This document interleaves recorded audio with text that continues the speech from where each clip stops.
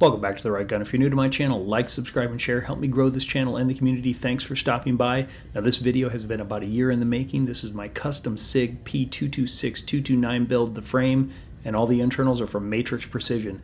And we're going to do this using only a couple of roll punches, one small set of pliers. We're also going to talk to all the internal pieces. We're going to name them, so if you want to buy them separately, I bought them as a kit, but if you wanted to buy them separately, you will know exactly what we're talking about. And if they're problematic in installing, I'm going to show you some tricks that'll help you install them, hopefully a tad bit easier. I will say up front, in filming, you will see two parts that are out of order. You will notice that the magazine release is already installed. That full installation portion will be at the end of the video. And then you will also see when I install the trigger bar, the decocking mechanism is already installed and then it goes away. So those two are a little bit out of order, but we'll point those out. But again, don't worry, we're going to go in order. There will be 0 questions that you have left unanswered. All right, so jumping right into this, we have the hammer stop, the hammer reset spring, and the hammer stop pin. These will be inserted into the frame just below where the hammer sits. All right, we're going to use our 1/16 to kind of slave off of this. And this is just going to help with the alignment, so the hammer stop pin will push right through there very easily. Again, you shouldn't need any tools for this part. Note the orientation of the reset spring and the hammer stop. This is how they fit in together. That bent leg should be at the top and the kind of curved leg will sit underneath the hammer stop.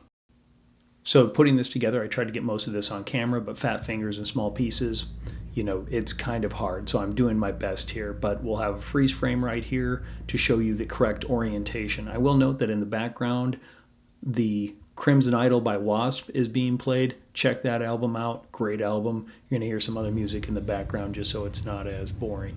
Now, we're gonna make sure that this is in the correct orientation because this hammer stop spring is what will allow the decocking mechanism to work effectively and slow the hammer as you decock it so it doesn't strike the primer of the bullet. Okay, you can just see that I have the punch push through here so you can see everything in the correct orientation, and then we are going to put the hammer stop pin and just slide it through, slaving off of this one.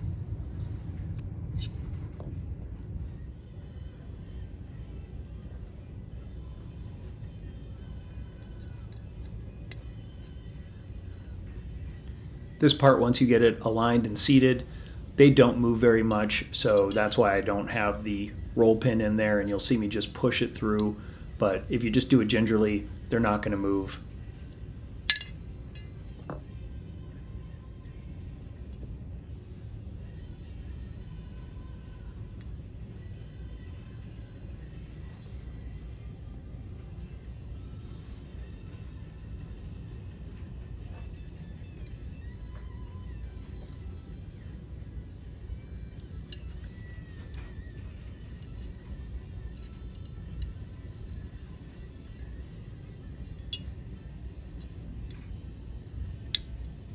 All right, we're going to make sure that those are lined up and flush.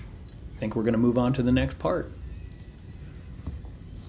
Okay, so this next part you'll see is a little bit out of order. We have the decocking mechanism partially installed there. I messed up. I started putting that in, not really thinking about what I was doing. So you'll see that go away here. The important part is to notice that I just drop in the trigger with the trigger bar. That's going to stay right in there. You don't need to put the trigger pin in. It will just stay right there. Notice the orientation. That part is very critical and has to flow freely. It also has to be in there for the short reset trigger sear to see properly.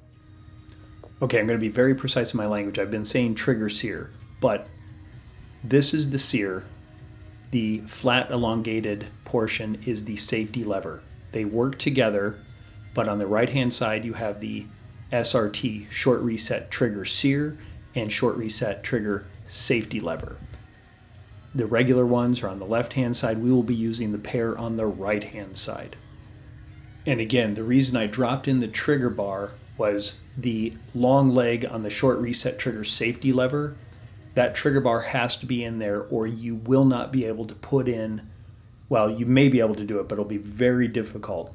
You will not be able to put in that safety lever. So that trigger bar must be installed. Okay, you can see we're using the 3/32 punch here. Again, we're going to use that as a sort of guide or a slave pin. We're going to put all these pieces together, and then using the 3/32 punch, we're going to bring the sear pin and we're going to put all of that together.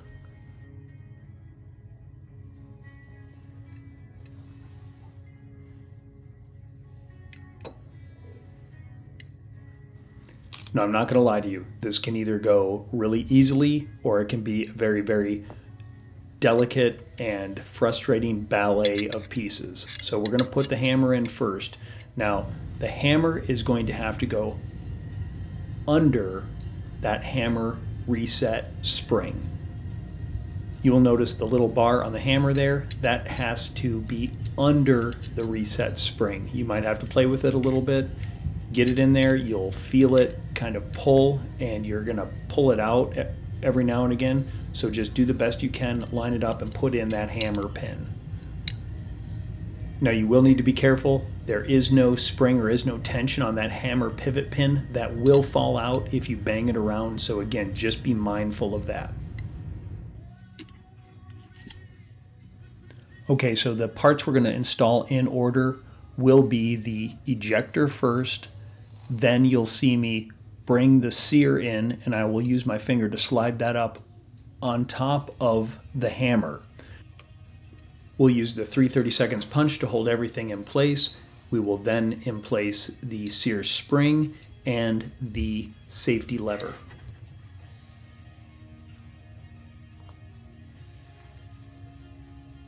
So this part gets kind of difficult. Again, you just kind of got to get placed on your finger, and you will slide it up and onto the rounded part of the hammer. It'll fit in right like that.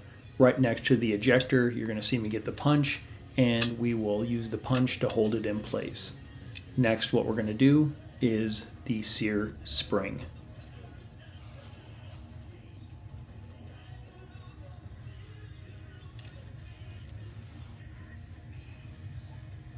All right, now that I have everything positioned correctly, you will see me slowly remove the 3/32 punch, in place that sear spring, and then put everything back together again.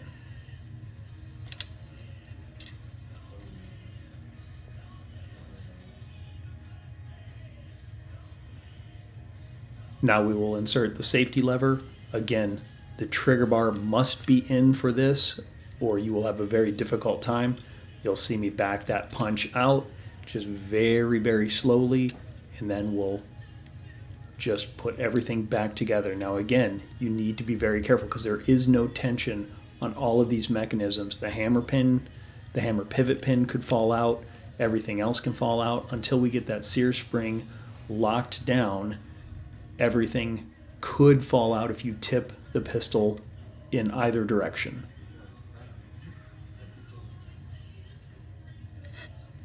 All right, so you're going to see me move around the safety lever a little bit. I'm just doing that so you can see where everything is sitting within the pistol housing here. And you can see that this sits just behind the trigger bar, so that is the reason I emplaced the trigger bar. Okay, this next part is very easy, but it's also very important that you don't misalign anything. So we're going to have this 3/32 punch in here, and we are going to put in the sear pin. This is going to hold everything together, and then we're going to seat that sear spring under the pin that holds the ejector.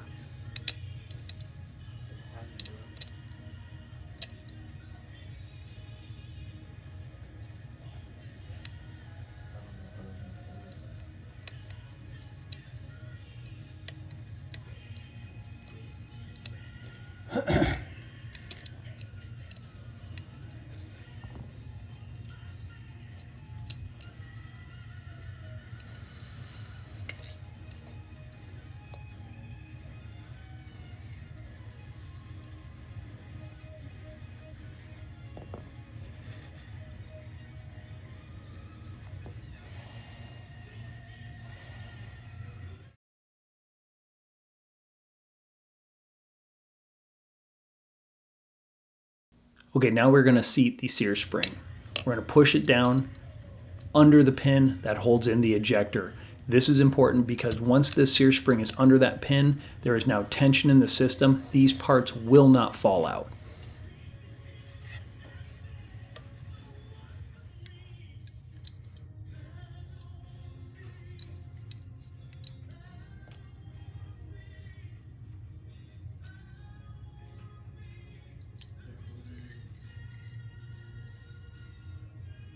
Pointing to the sear pin right there, you will need to make sure that that sear pin is flush within the frame, because if it is not flush and it's sticking out on either the left or right side, you will not be able to put the slide onto the frame.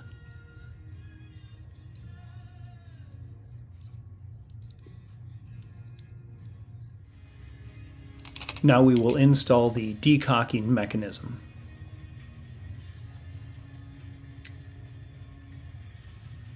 So this is a relatively simple process. You have the decocking lever bearing, the decocking lever, and the decocking lever spring. So you'll take the bearing first, you put it on your finger, and you just kind of put it inside of the pistol housing group.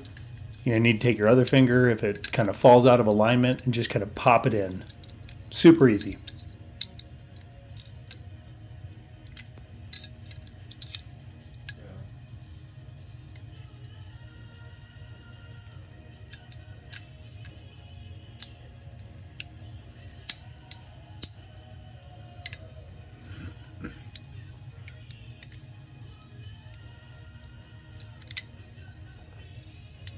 Okay, so the wing of the decocking lever bearing is pointed towards the back side of the pistol. The arm on the decocking lever sits on top of that, and then you will place the spring on top, and this is where you will need a small pliers or a needle nose tweezer to pull the spring around and insert it into the hole at the back edge of the decocking lever. Now that was a lot, just watch what I do here. Very simple process. Just pull that up, pop it in. Easy.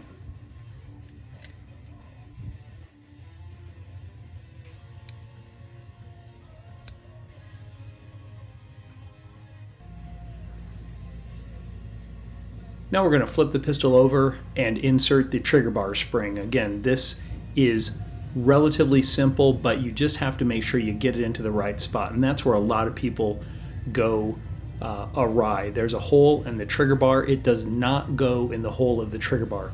There is a notch in the trigger bar, and that is where it sits.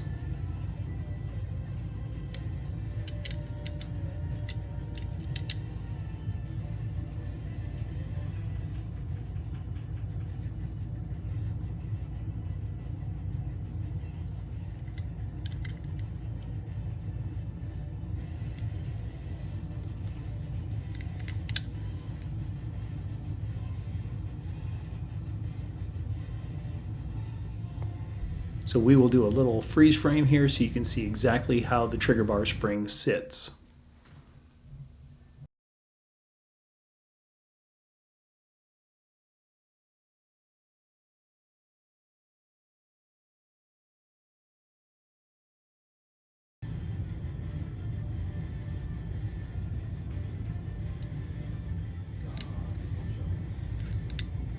The trigger bar spring also might bow out slightly from the pistol frame. This is totally fine because this will be covered up by the grips. So no matter what grips you use, whether it's a Hogue 2-piece grip or the E2 1-piece polymer grip, you just have to make sure that when you install those, you don't bend or get the trigger bar spring caught in any of those areas.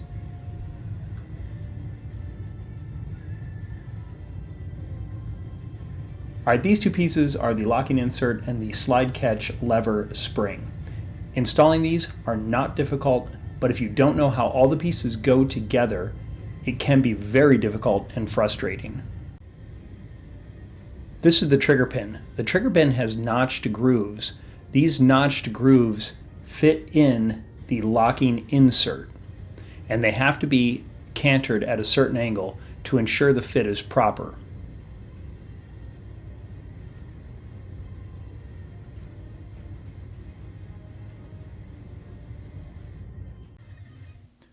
Okay, so you will see that the trigger pin has been inserted. I'm sorry I didn't get this on camera, but it's really very simple. You just line up the hole in the trigger and the trigger pin with the holes in the frame, and you just push it through. Now the orientation of the trigger pin face, you can see right here it's at the 3 and the 9 position. This is very important. So using a punch, I'm going to back that off.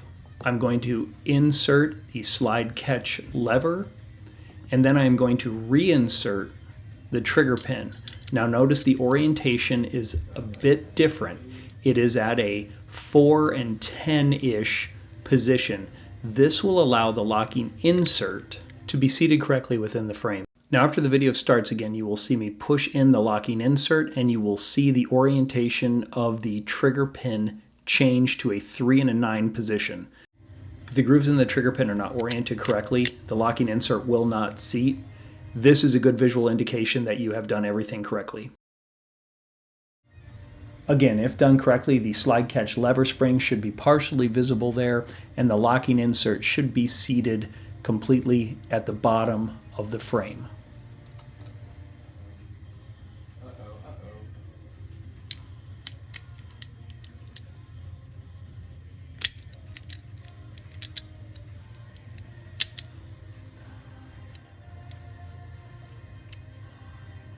Now we will install the takedown or the takedown lever.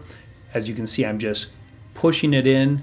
There is a beveled angle that you will start with that pushes down the takedown lever spring, and then just rotate it clockwise until it snaps into place. Sometimes if they're new, they can be a little finicky, but just make sure that the U-notch is facing upwards when you are complete.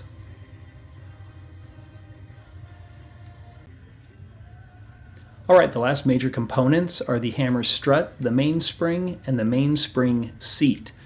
This isn't that hard, but it does take technique. So what you want to do is, as you saw me place the hammer strut in there, it needs to fit just so on the underside of the hammer. And you will know that you have it correct. You see me adjusting it here. You'll know that you have it correct because when you push down on the hammer, you will feel the hammer strut push down. Again, you will know this by feel. It just is something that takes a little bit of time to get used to. So you can see me pushing on the hammer there, and you can see the hammer strut pushing into my finger. You'll then take the spring, seat it on there, and then the mainspring seat. And you're going to have to push it in and rest on those notches. Now you can send this thing flying across the room, so be careful.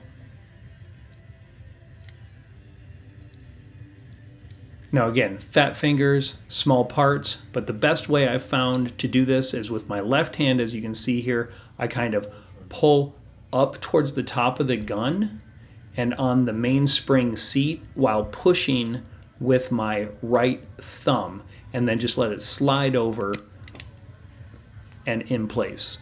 That's correct right there. That's what it should look like. And you should see the hammer strut push down when you're moving the hammer. You'll know that's correct.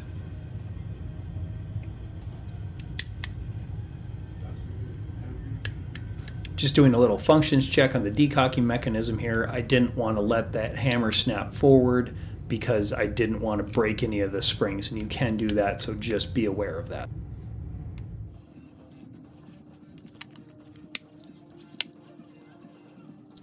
All right, for completeness, we're just going to put on the grips here. I've sped up the film, so this will be over very quickly. I'm just showing you how they go in. Now again, you can see that trigger bar spring right there, and the grip is covering that up. If you have one of the slide-on grips, those are the E2 grips, and they come with a tool to kind of pry the edges apart. They kind of look like a clamshell, but you're just going to want to make sure that when you slide those on, you don't catch the trigger bar spring. Right, so we are finished. We're going to put the Elite Pro Cut Series slide on there, and we're going to perform a functions check.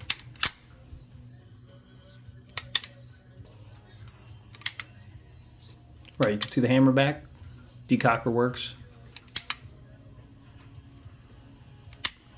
Pull the trigger, rag the slide, short reset, take up.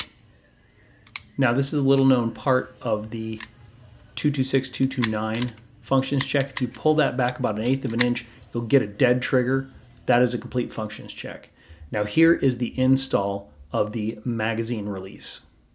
But we're going to focus on installing the magazine catch. But first, if you're new to my channel, please like, subscribe, and share. Help me grow this channel and the community. So let's get into this. As always, before we get into this, we are going to go over the parts that we're going to be installing. So you have the magazine catch and the support plate. Now the three smaller parts are the spring magazine catch, spring magazine catch stop, and the stop mag catch. Those are the small parts. I'm going to go into each of them in detail. Those are the exact names, and I'm going to show you in pretty good detail how exactly they fit together. All right, let's take a look at the support plate.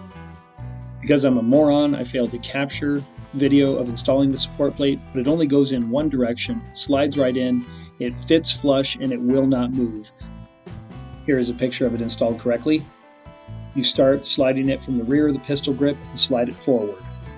In the highlighted portion here, you can see a little groove that comes over the support plate, holding it into position.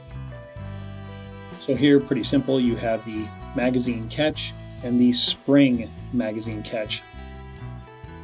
As you can guess, the spring magazine catch is what pushes against the support plate to hold the magazine in place. We now put the spring magazine catch stop and the stop magazine catch together, and we insert it in the end of the magazine catch, like so.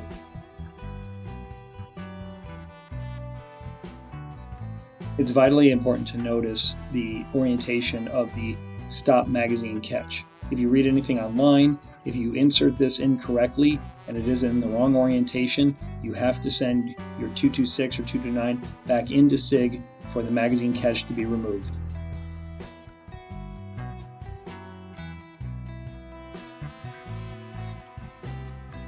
So preparing to insert the magazine catch assembly with all the springs, you're going to push that through. That spring will push against the support plate, and then you will notice again the magazine catch stop.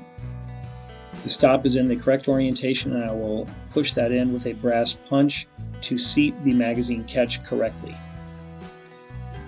Once again, note the orientation.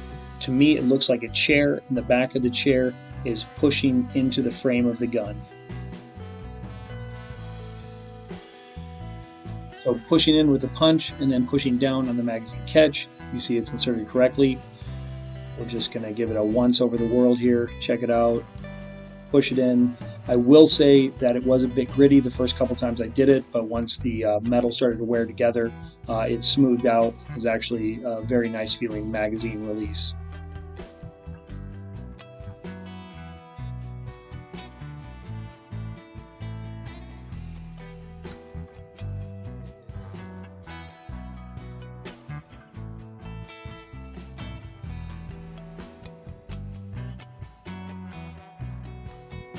So quick test here.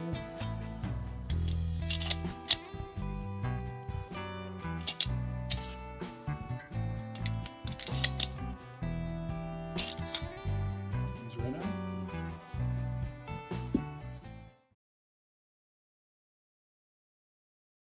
So if you made it all the way to the end, I want to say thank you for watching. Thank you for liking, subscribe, and share. Hope you use this video in your next custom 226, 229 build.